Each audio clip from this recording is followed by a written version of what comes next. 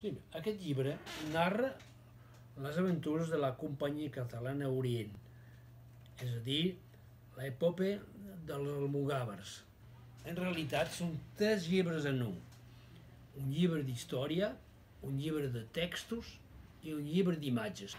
Primer és un llibre de textos, però textos que no se limitin als textos catalans. El fil conductor és l'obra, la crònica del Ramon Muntaner, però també hi hem posat textos bizantins, principalment.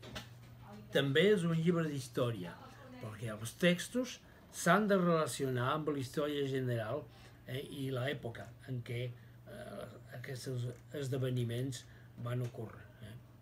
I també aquest llibre és un llibre d'imatges, d'imatges tant medievals com modernes. Totes les imatges estan relacionades amb la història.